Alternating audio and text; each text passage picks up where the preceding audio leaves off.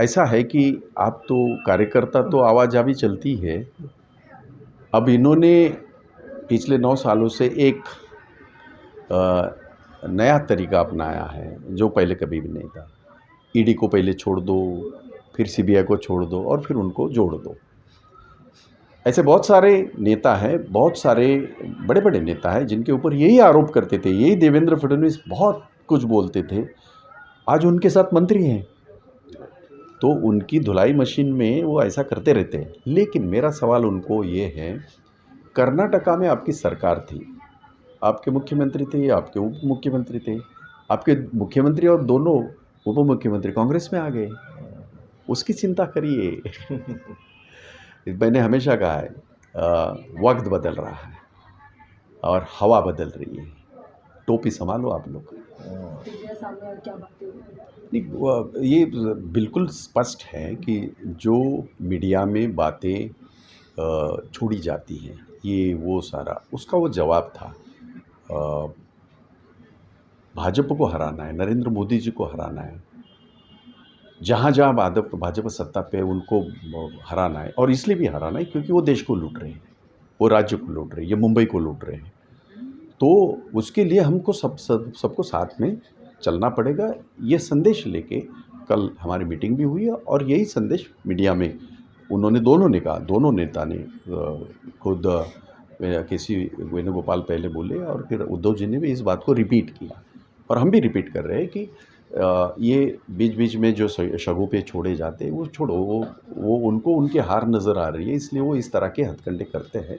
पर ये तय है कि महाविकास आघाड़ी जो पहले सरकार में थी और अभी भी बाकी के जो लोग जो समविचारी हैं, इसमें एमआईएम नहीं आती, ज़रा भी नहीं आती, इसमें भाजपा नहीं आती, बाकी जो समविचारी है मन से नहीं आती, तो बाकी जो समविचारी जो हमारे साथी हैं उनको भी अपील की गई है कि हम सारे, ना कि सिर्फ मुंबई या महाराष्ट्र के लिए, पूरे देश के लिए, कल जो केसी वेणुगोपाल ने यही कहा कि हम कोशिश करें और उद्धव जी ने भी यही कहा कि ये वक्त है कि हम इनको इनकी जगह दिखाएं, इनको हरा के देश को सही मायनों में आज़ाद करें।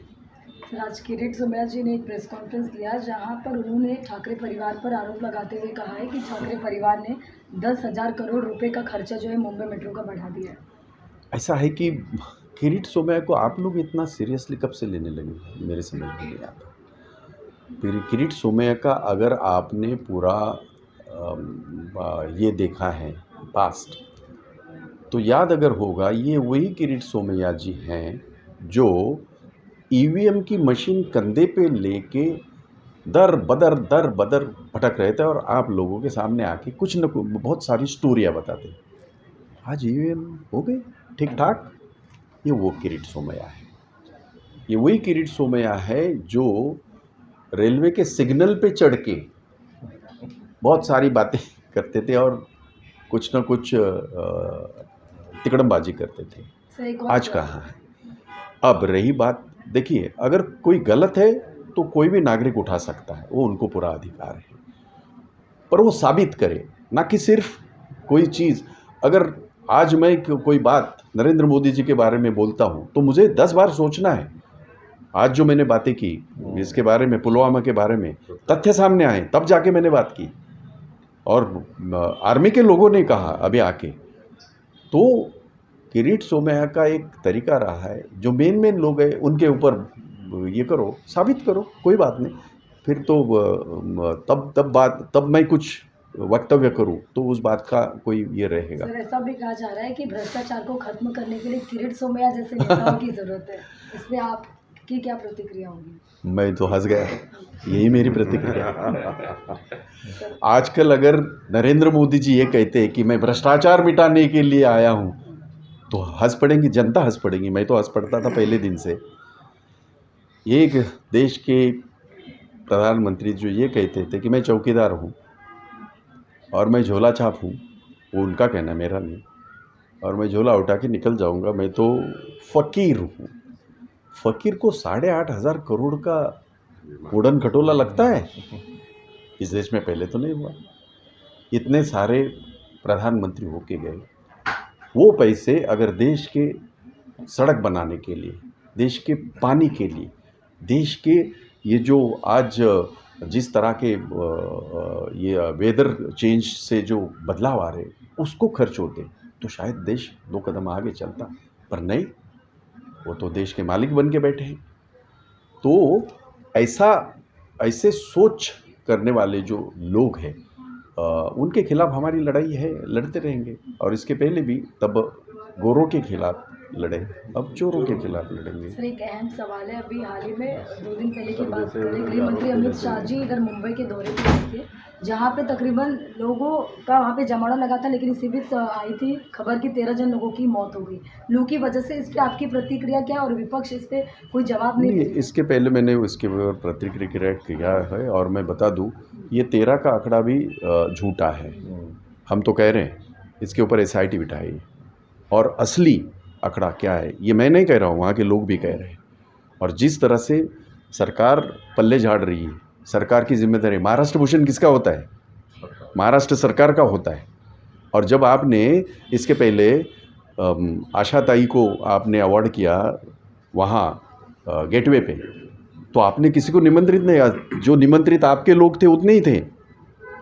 आपने कल के इसमें पूरा ज्ञापन दिया है न्यूज़पेपर में सरकार का कि सब लोग आइए, तो आ गए सब लोग, तो सब लोग आएंगे तो उनकी व्यवस्था करनी चाहिए। खुद तो AC में के टेंट में बैठे थे, आपके अधिकारी AC के टेंट में बैठे थे और जनता तो बाहर मर रही थी, तो हमने उसका निषेध किया है, उसका पूरी तरह ये भी किया है और मांग भी की है कि इसकी तहकीकात हो, असली नंबर क्या है, कितने लोग की मृत्यु हुई, क्योंकि वहाँ बहुत सारे लोग थे। पुलिस का आंकड़ा तो 10-15 लाख का है, पर अगर देखा भी जाए और माना भी जाए तो भी आज 10-15 लाख क्या होता है, उसमें अगर इस तरह का मामला हुआ है तो बहुत ही गंभीर मामला है। और सरकार जिस तरह से इससे कन्नी काट रही है, तो वो तो काटने नहीं देंगे हम, बिल्कुल उनका ये करेंगे, उन सरकार की ही जिम्मेदारी बनती है और सरकार इससे दूर नहीं जा पाएगी। सर, एक आखिरी सवाल है, जिस वक्त लास्ट भी देखी थी कितना क्राउड था, किस तरीके से पुलिस लोगों को गाड़ी में लेके जा रही थी, तो ऐसे आने वाले समय में कांग्रेस का अगला कदम क्या रहेगा? क्योंकि आप लोग लगातार इस तरीके का मोर्चा कर रहे हैं और कुछ भी हो जाए आप लोग मतलब बोल रहे ना, संघर्ष करेंगे, हम डरेंगे नहीं, ED से डरते नहीं, तो अगला कदम क्या होगा आप लोगों का? डरो मत, बिना डरे, मेरे नेता ने कहा है, मैं किसी से डरता नहीं। मैं भगवान छोड़ के इसलिए नहीं डरता क्योंकि मैं कोई झूठ काम नहीं करता, मैं लोगों के काम कर रहा हूँ और लोगों के काम करते वक्त मेरा कांग्रेस का कार्यकर्ता नहीं डरेगा। उस दिन आपने देखा मशाल मोर्चा रोकने के लिए सारे पुलिस स्टेशन में वहीं पे हमारे लोगों को गिरफ्तार किया गया। किस बात का? मुलुंड से लेके घाटकोपर से लेके भांडुप से लेके साइन से लेके अंधेरी से लेके सब जगह गाड़ियाँ हमारी सीज की गई, फिर भी आ गए। आप लोगों ने देखा हज़ारों लोग वहाँ आए और फिर उन्होंने पुलिस के गाड़ी में ले गए।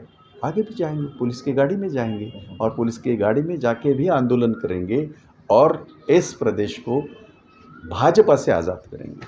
सर, एक छोटा सा आखिरी सवाल है, शरद पवार जी के बारे में पूछना चाहूँगी। लास्ट टाइम उनको देखा कि अडानी पक्ष को लेकर उन्होंने अडानी मुद्दे पे जो है उन्होंने अपना पक्ष रखा, इसका मतलब क्या है और क्या दर्शाया जा रहा है? नहीं, ये इसका मतलब तो वही बता सकते हैं।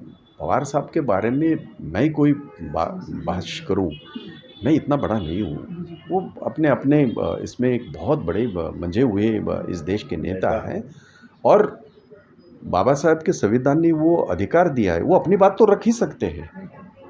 जैसे अभी महाविकास आघाड़ी में उद्धव जी अपनी बात रखते हैं, हम अपनी बात रखते हैं, लेकिन जहाँ तक इसका सवाल है महाविकास आघाड़ी का, तो कॉमन मिनिमम प्रोग्राम होता है।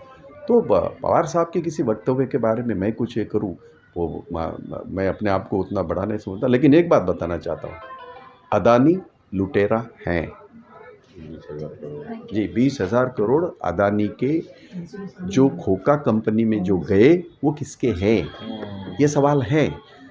44,000 करोड़ LIC के आम आदमी के, हमारे आपके जो लूटे गए, जो बर्बाद हुए, ये अधिकार अदानी को लूटने का किसने दिया, ये सवाल है और ये हमेशा रहेंगे।